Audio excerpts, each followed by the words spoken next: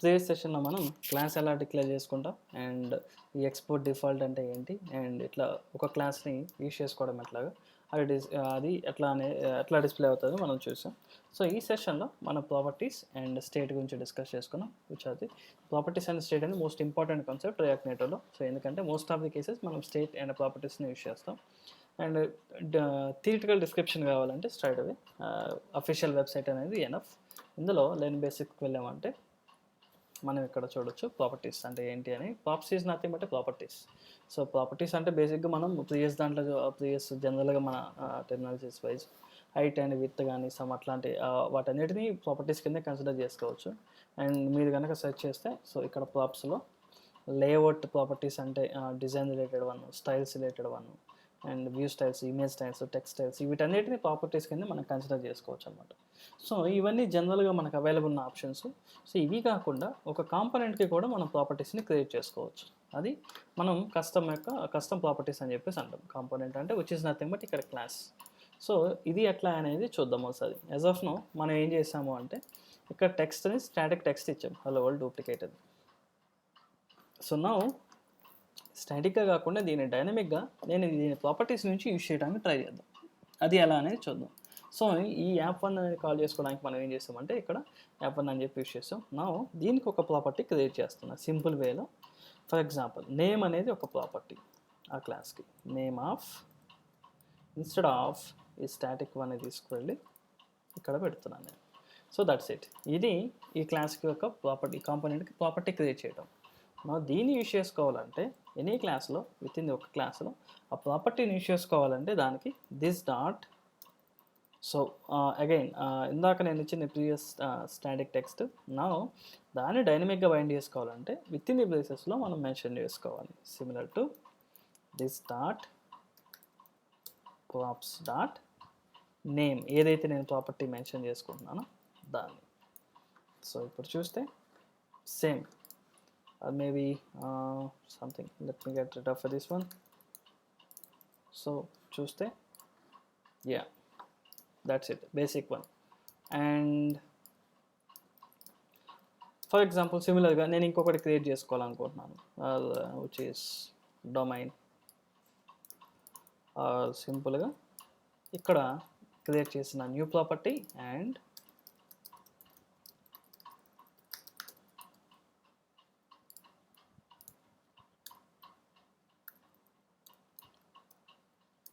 yeah, that's it. So ఇక్కడ చూస్తే one more. So కానీ బట్ ప్రాపర్టీ యూజ్ చేసుకోవడం సింపుల్ వేలే దిస్ డాట్ ప్రాప్స్ అని మెన్షన్ చేసుకుంటే చాలు. అండ్ బట్ ఈ నేమ్ ఏదైతే మనం క్రియేట్ చేసుకుంటామో అది కంపల్సరీ కేస్ సెన్సిటివ్. ఇది దాన్ని సేమ్ నేమ్తో యూజ్ చేసుకోవాలి. ఇప్పుడు నేమ్ మిస్ మ్యాచ్ అయిందంటే అక్కడ ఏం డిస్ప్లే అవ్వదు మనకి. సో ఈ నేమ్ ఈజ్ నథింగ్ బట్ మనం క్రియేట్ చేసుకున్న ప్రాపర్టీ సేమ్ నేమ్ తోటి with use of this dot ప్రాపర్టీస్లో యూజ్ చేసుకోవాలన్నమాట. సో దాని డీటెయిల్ థియరిటికల్ ఇక్కడంతా అవైలబుల్ ఉంటుంది, మీరు అక్కడ కూర్చోవచ్చు. అండ్ స్టేట్ కాన్సెప్ట్ వచ్చేసి దీనికి వైస్ వర్సా. సో ఇప్పుడు ఏంటి అంటే ప్రాపర్టీస్ అనేవి స్టాటిక్గా నేను ఒక క్లాస్ నుంచి ఒక క్లాస్ పాస్ చేసుకోవడం, హైట్ అని విత్ కానీ దాన్ని ఏమి ఫర్దర్గా చేంజెస్ చేయలేం. ఆ ప్రాపర్టీ నేమ్స్ అనేవి అవి అలాగే ఉంటాయి. బట్ అట్లా డైనమిక్గా చేంజ్ అయ్యే వేరియబుల్స్ కావాలి అనుకుంటే, డైనమిక్గా వాల్యూస్ అప్డేట్ అయ్యే ఒక వేరియబుల్కి వాల్యూస్ అప్డేట్ చేయాలి అంటే మనం స్టేట్స్ కాన్సెప్ట్ని యూజ్ చేస్తాం అనమాట. ప్రాపర్టీస్కి ఆపోజిట్ వచ్చేసి state which is a changeable one. So for sample purpose కోసం నేను ఏం చేస్తానంటే let me get rid of this one and let's say value. నేను జస్ట్ స్టేట్ యూజ్ చేసుకొని ఒక బటన్ పెట్టేసి ఆ బటన్ క్లిక్ చేసినప్పుడు కౌంట్ అనే దాన్ని ఇంక్రీజ్ చేయడానికి ట్రై చేద్దాం. So let's say value is స్టాటిక్గా 0 ఇద్దాం అండ్ ఒక బటన్ని ప్లేస్ చేద్దాం. బేసిక్ కాంపోనెంట్స్లో ఉన్న సింటాక్స్ని యూజ్ చేద్దాం. For now yeah just buttons. Let's use of this one. So paste this one, copy paste and just so get rid of this one. And ఇది ఫంక్షన్, ఇది మెథడ్. ఈ బటన్ యాక్షన్ని ఆన్ ప్రెస్లో ఈ particular దాన్ని create చేయాలి. First దాని click యాక్షన్లో button count అనే దాన్ని ఇంక్రీజ్ చేయాలి. ఇప్పుడు దీనికి ఏం చేస్తాను అంటే సేమ్ ఇదే నేను ఆన్ బట్ లెన్ మోర్ కాకుండా maybe increase my count, maybe let's say increase my count. Let's create a function or method with this one. So దీంట్లో మెథడ్ క్రియేట్ చేసుకునే వే వచ్చేసి ఇట్లా అనమాట. So and usage wise this dot with in the క్లాస్లో ఉంటే this dot అని use చేసుకోవాలి. So with in the class కాకుండా అవుట్ సైడ్ మెన్షన్ చేస్తే దానికి ఏం అవసరం లేదు. అవుట్ ఆఫ్ స్కోప్ మన క్లాస్ బయట కనుక డిక్లేర్ చేస్తే దిస్ అనేది అవసరం లేదు. సో విత్ ఇన్ ది క్లాస్లో మెన్షన్ చేసుకుంటున్న దేనికైనా సరే ఏ వేరియబుల్కైనా దిస్ అనేది మెన్షన్ చేసుకుంటే అది కన్సిడర్ చేస్తుంది అనమాట. అండ్ ఈ బటన్ యాక్షన్ హిట్ అవుతుందా లేదా అని వెరిఫై చేసుకోవడానికి అన్ని టెక్నాలజీస్లో ఉన్నట్లు లాగ్స్ యూస్ చేసుకుంటాం. దీంట్లో లాగ్ యూస్ చేసుకోవడానికి కన్సోల్ డాట్ లాగ్ అని చెప్పేసి యూస్ చేస్తాం. Count button is increased maybe let it. So let's say add button.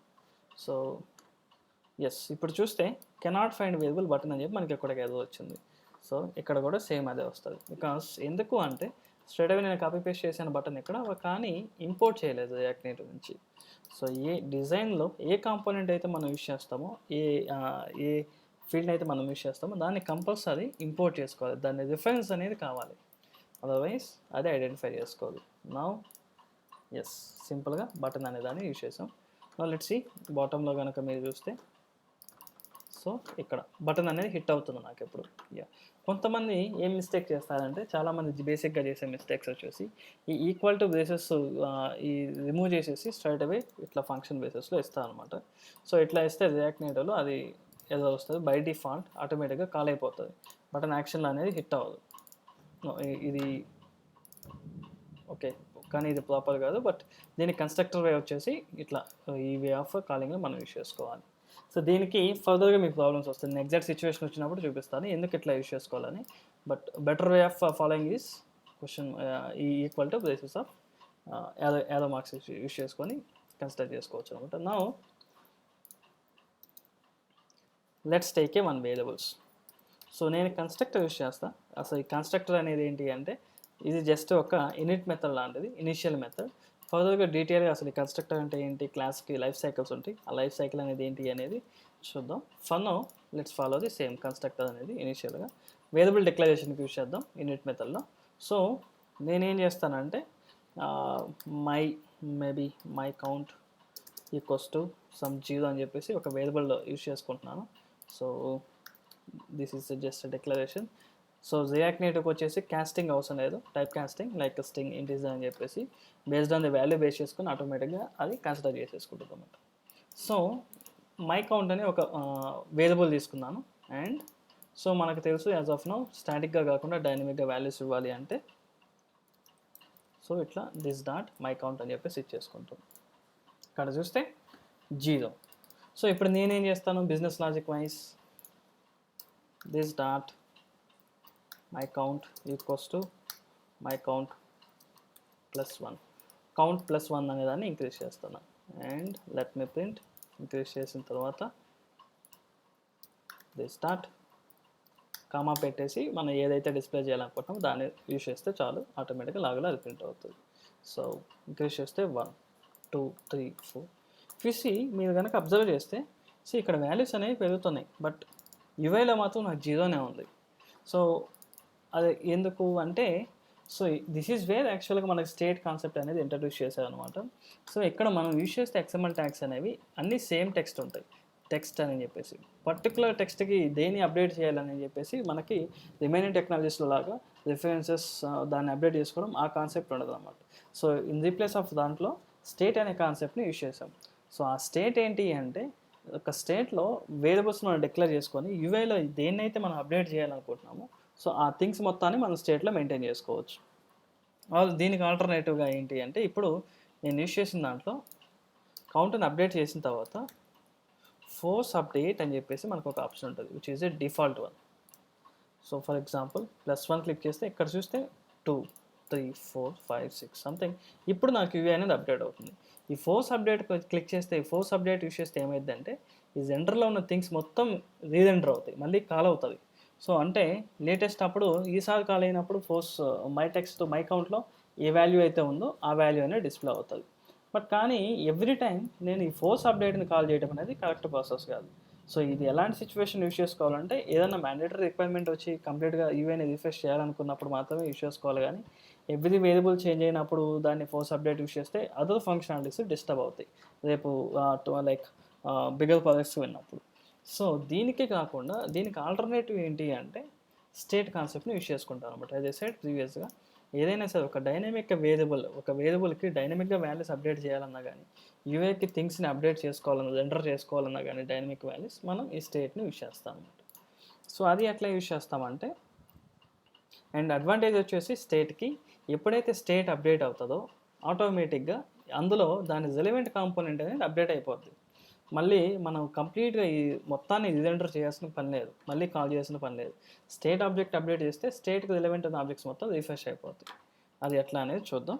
So సిమిలర్గా first declaration this dot state equals to, నేను సేమ్ ఇదే వేరియబుల్ని మై కౌంట్ ఆఫ్ 0. సో ఇక్కడ కనుక మీరు అబ్జర్వ్ చేస్తే సేమ్ మై కౌంట్ అనే దాన్ని ఇట్లా డిక్లేర్ చేసుకున్నా. స్టేట్ ఆబ్జెక్ట్ ఇది నార్మల్ ఆబ్జెక్ట్. సో నేను దీన్ని రిమూవ్ చేసేస్తున్నాను. సో ఇక్కడ ఈక్వల్స్ టు కాదు, ఇలా ఇవ్వలేదు, నేను ఈక్వాలిటీ ఇవ్వలేదు, కాలన్స్ ఇచ్చాను. బికాస్ స్టేట్ ఇట్లా బ్రేసెస్ స్టార్ట్ చేసామంటే అది జేసన్ ఆబ్జెక్ట్ లాగా కన్సిడర్ చేసుకుంటుంది అన్నమాట. సో జేసన్ ఆబ్జెక్ట్లో మనకు ఆబ్వియస్గా ఈక్వాలిటీ అనేది ఉండదు, కాలన్సే ఉంటాయి. సో మీరు ఇక్కడ ఈక్వాలిటీ ఇచ్చారంటే ఎర్రర్స్ వస్తాయి. సో దాన్ని మీరు అబ్జర్వ్ చేసుకోవాలి. ఒకసారి సేవ్ చేద్దాం. సో ఇక్కడ చూస్తే syntax error. So equal to అనేది మెన్షన్ చేయకూడదు జేసన్ ఆబ్జెక్ట్లో, ఇక్కడే కాదు తర్వాత ఫర్దర్గా ఎక్కడైనా సరే మనం ఇట్లా జేసన్ ఆబ్జెక్ట్ స్టార్ట్ చేసినప్పుడు ఈక్వల్ టు అనేది మెన్షన్ చేయకూడదు. అండ్ దీని usage wise same this dot my count అనేది ఎట్లాగైతే ఇచ్చామో ఇప్పుడు ఇది నాకు జనరల్ వేరియబుల్ కాదు, state variable. So let make the use of స్టేట్లో నుంచి మై కౌంట్ని యూస్ చేసుకున్నాం. ఫైన్. అండ్ సో ఇక్కడ డిక్లేర్ చేశాను, ఇక్కడ యూస్ చేసుకునే వే చూసాము. నౌ స్టేట్ని అప్డేట్ చేయాలి, స్టేట్కి ఉన్న వాల్యూని అప్డేట్ చేయాలి. అది ఎట్లా అంటే దిస్ డాట్, దాని సింటాక్స్ వచ్చేసి set state. This dot set state అంటే ఇందులో సెట్ స్టేట్ అంటే స్టేట్లో ఉన్న వేరియబుల్స్ ఆబ్జెక్ట్కి వాల్యూ సెట్ చేయడం.